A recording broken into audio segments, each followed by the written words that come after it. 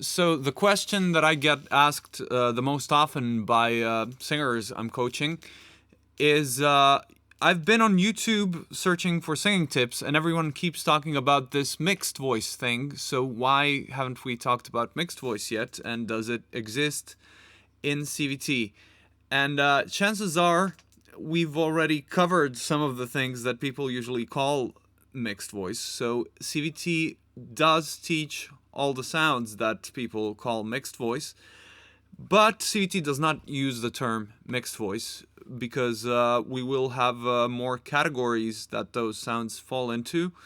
And also, there's not at this point a universally accepted definition of what mixed voice is, and we can discuss that a bit more a bit later. But what's your experience with it? Actually, the first time I was ever told about it, the person telling me about it didn't even use the term mixed voice. They actually used the term head voice.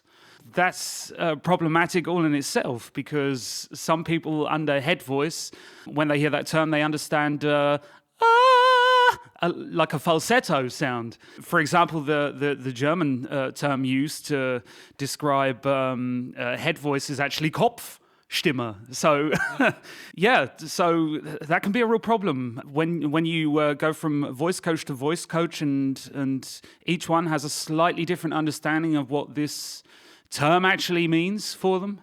Yeah, that was my first experience with mixed voice. He would do a head voice sound and make a sound that I now understand to be of a mixed quality. As we said, the term is kind of loosely defined, and there are many pedagogical definitions, like blending of chest voice and head voice, splitting of the resonance, and so on. And we'll go into the scientific bit of that a bit later. Aaron asked me to not bore you with that right at the start.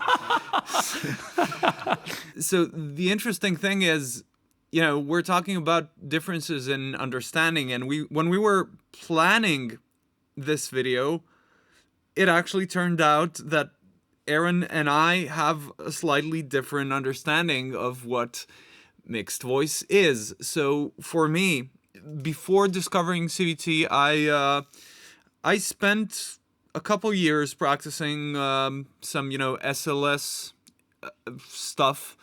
So SLS and SLS influenced stuff, which involved a lot of searching for this mix sound. And what they were teaching the most is basically what CVT calls reduced density. Basically going for this kind of held back, restrained sound in the middle, like higher middle part of your voice. So, going for this sort of an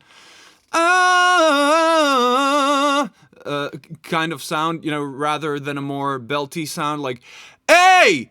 Or, also not going the other extreme and going ooh, but, something that's a bit more in the middle and more restrained sounding. Aaron, on the other hand, has a different experience. My background is a classical background. I was taught to sing with a lowered larynx and with a darker sound ideal. And I noticed after several years that I was quite restricted in my high notes. There are a lot of high notes in pop songs I wanted to be able to really belt out, and kind of had to find my own way there. I stopped with my classical training and started searching myself. Yeah, found a singer that sang with a very light sound, almost soft lightness in his high register, and would reach the craziest high notes. The chap was called Steve Perry, and his songs I began to start singing and studying and listening to. Immediately noticed the more I try and mimic his light sound, the more relaxed I am in my approach to the high notes. That was in large part due to lightening of the sound color, raising of the larynx, and a sound that was less heavy, and I would describe as reduced metal. So not necessarily reduced density, but more like a hey like quality. And just taking this approach enabled me to find a belting, a powerful metallic sound in the higher register that before just wasn't available to me. So yeah, that was my experience finding the mixed voice. Yeah, and which is also a really interesting perspective, especially with raising the larynx, since a lot of SLS teachers, and I think SLS is probably where the term, well, it's not where the term started, but it's where it got popularized in modern times, because of course there's the French, I don't even know how to pronounce it, so I'm just gonna do, really bad English pronunciation of the French term. So Voix mixte something. I'm terribly sorry for all the French that are watching this. And you're okay. It's okay to comment how terrible that was, but anyway, larynx height. Most SLS influenced pedagogies teach you to sing with slightly lowered or like at least not raised larynx position, but they often actually do raise the larynx. When we talked about what we're going to talk about, you had a really interesting story from a seminar. I actually had a coaching session working on a song that I actually interpret as a fairly lightly sung highway ballad.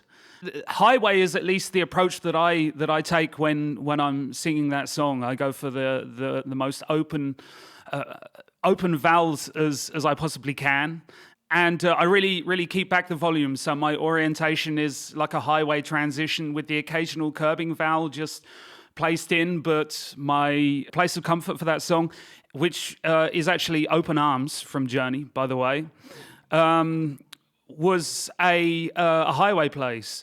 In my session with SLS coach, they actually encouraged me to tighten up my abdomen and push my abdomen out and put a focus on holding my abdomen out. So I'm actually creating more resistance in my support, which progressively made my voice here a little bit tighter, and my general all-round sensation more curbing-like. It was fine. It felt okay. It sounded a little bit more poppy in a way, and less the sound that I was trying to improve on. But yeah. And in terms of larynx height, because that's the thing I found interesting in the story. Ah, okay. Yes, of course, yeah. So I'm familiar with SLS's approach to keeping a maximum middle position larynx at like the highest. And this particular song is one that I sing with a very, very light sound. So I really need to raise my larynx to keep that kind of relaxed control on the A4, which is basically all of the chorus.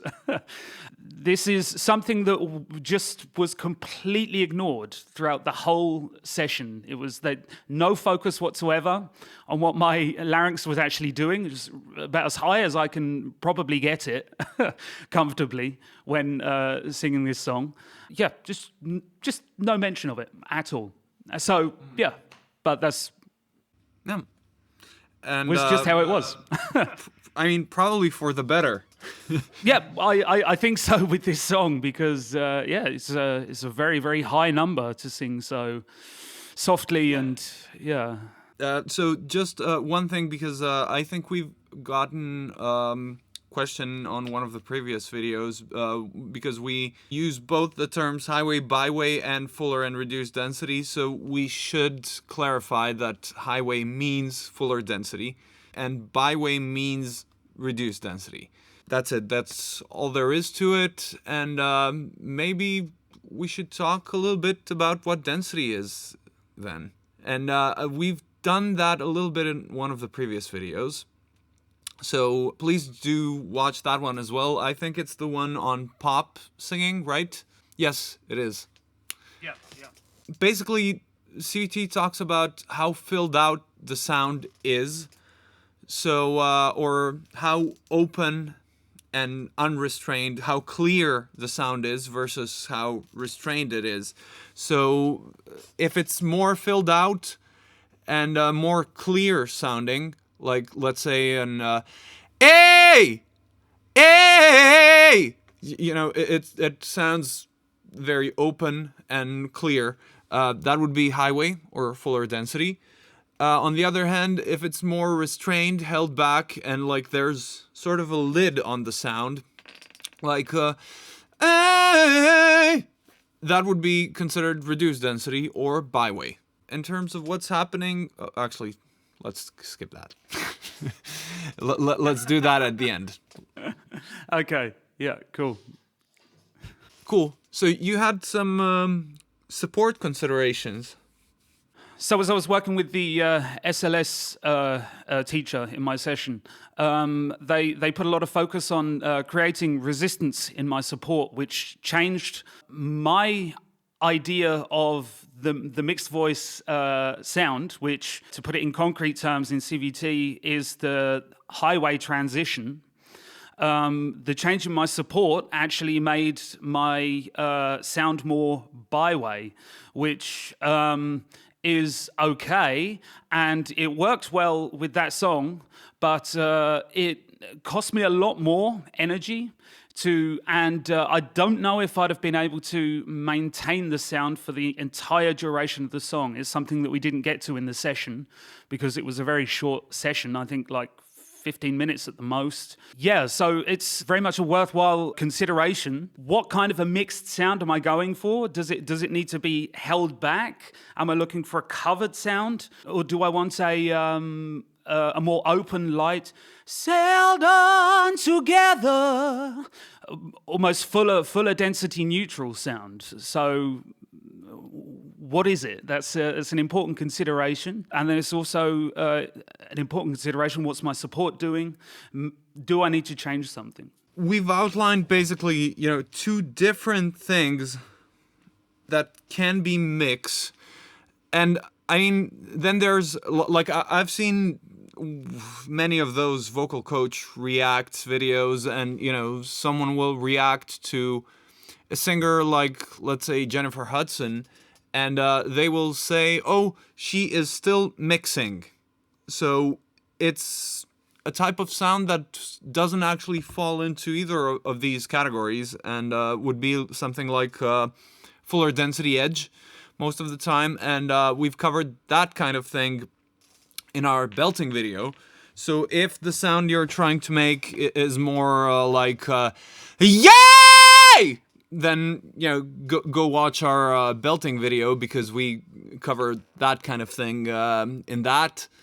And here we're gonna focus on these two things that we hear taught most often as the mix, because even though a mix-centric teacher might analyze a singer like Jennifer Hudson, or I don't know, Christina Aguilera, or Jay Buchanan from Rival Sons, or Freddie Mercury, and talk about them using a mix, you usually don't hear them teaching strategies to achieve that kind of sound. So let's focus a bit more on the strategies that they do teach when teaching mixed voice.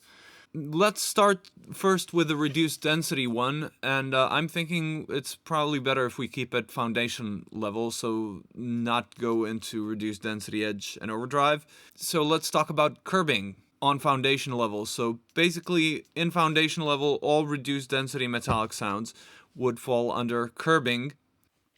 So curbing is very, very simplified, a sound that has a restrained, held back character.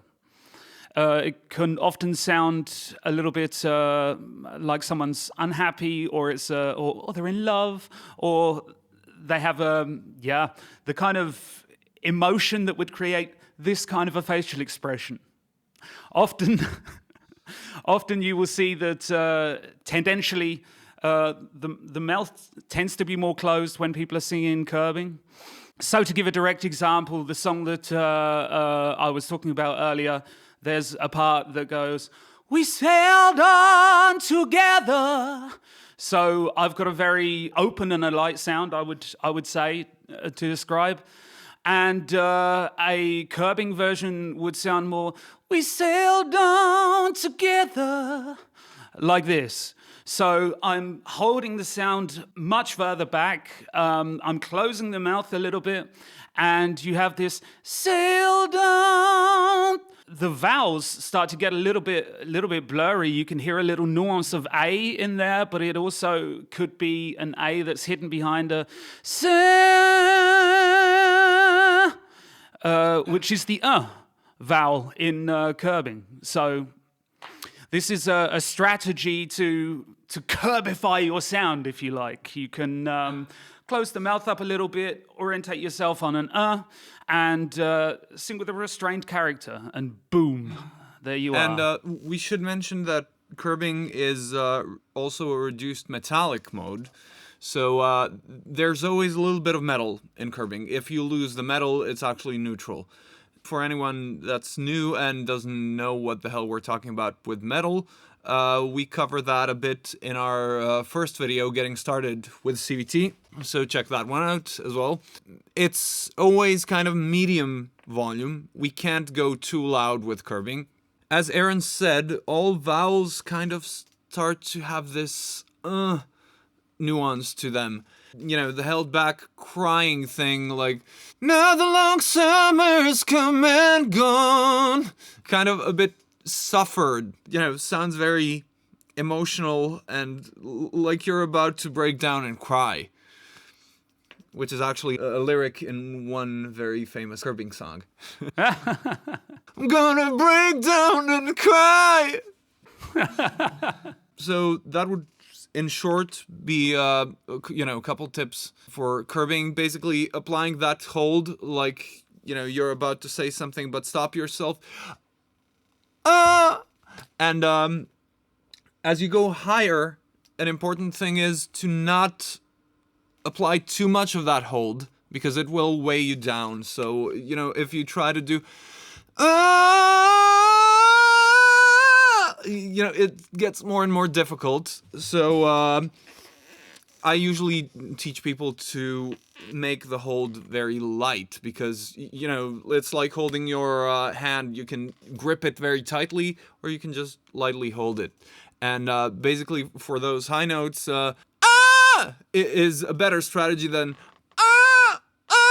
you know, it's just less effortful, easier to achieve, and you know, you'll be singing probably a bit longer that way. So let's go to the other thing then. So fuller density, reduced metallic, and non-metallic. When we talk about full density and reduced density, we're not strictly speaking necessarily just about the metallic sounds, although when we say curbing, we're talking about the reduced density metallic sound. We're talking about full density being highway, and this feeling that you're cruising along and everything's open and easy and feels like you can cruise for days. And reduced density is more restrained, held back, generally tends to cost more resistance out of your support, and for that reason also it's a lot more likely to tire you out than a fuller density sound. So with all of that knowledge, the question is, how do we control which one we're doing? So for a fuller density highway-like sound, we would need to arrange our words in such a way that the most open possible vowels are taken for a particular passage. Shall I give an example? It's probably a good place to do that. Yeah. So now come to you. So I'm really taken this U and I've pulled it into the O direction. Yo! As long as I keep my support movement up, and I can stay with an open, relatively relaxed here, open feeling sound and highway setting. If I then tend to hold the sound back, I'll feel my support tighten up a little bit more. And I need this resistance as well to support curbing this range. So now I come to you.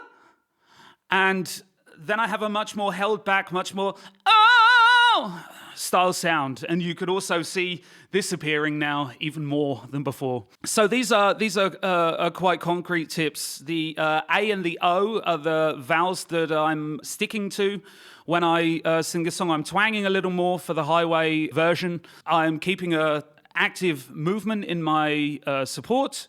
For the byway version, I'm reducing the shape of my mouth a little bit to orientate myself more to a like sound. So now that all leads to me needing more resistance in my support. I focus then on the solar plexus. This works well for me for creating resistance.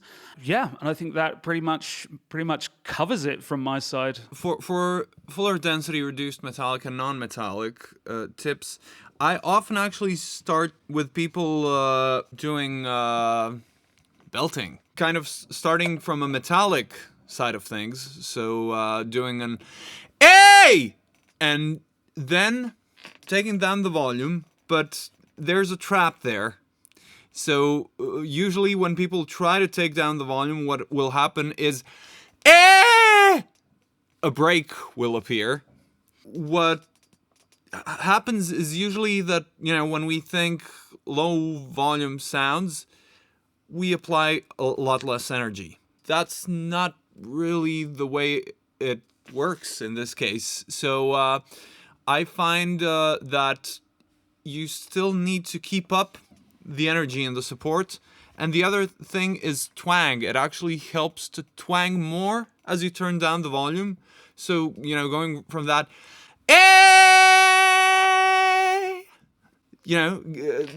making it also lighter in sound color, and making sure that you're keeping the support energy up so that it doesn't go that would be my most important tip from switching from fuller density, fuller metallic modes into either reduced metallic. So, it depends where you stop, basically. If starting from A and stop at A, that's reduced metallic. Or if I stop at A, that's non-metallic, that's neutral.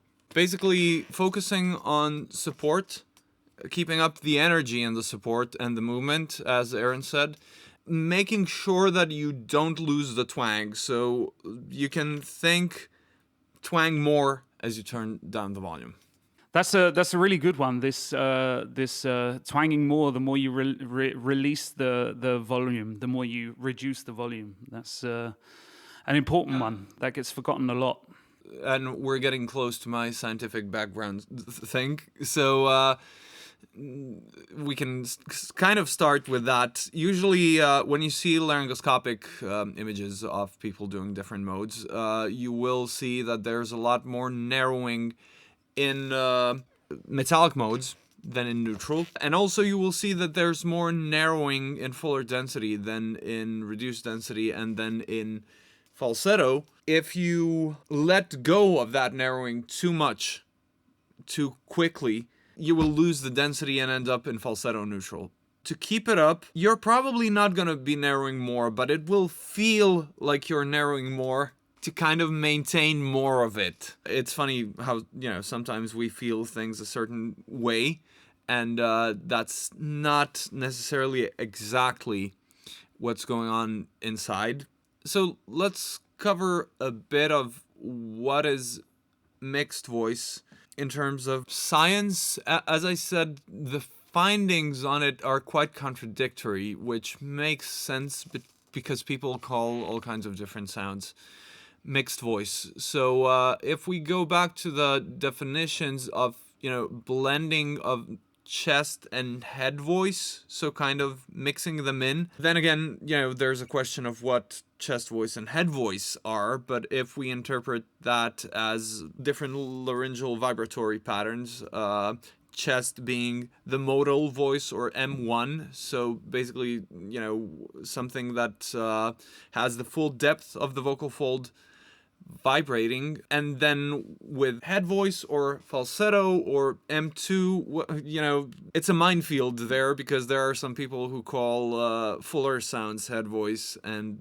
basically some people who call anything that is high, they call it head voice. Anyway, let's not go there, and let's just talk about this different vibratory pattern, where it's basically just the top of the vocal folds vibrating. With the first one, we had a difference in phase where the bottom part is kind of different timing-wise from the top part. So basically the vocal folds meet on the bottom first, and then they start to meet on the top. And as the bottom separates, the top is still, meeting up. So that's called vertical phase difference, and that's what happens more in M1, chest voice. Fuller and reduced density in CVT would both fall into that category, and it doesn't happen in head voice, falsetto, M2, whatever you want to call it. So the issue there is, if you're trying to call something mixed voice, you can't because the issue is that singers sometimes take it a bit like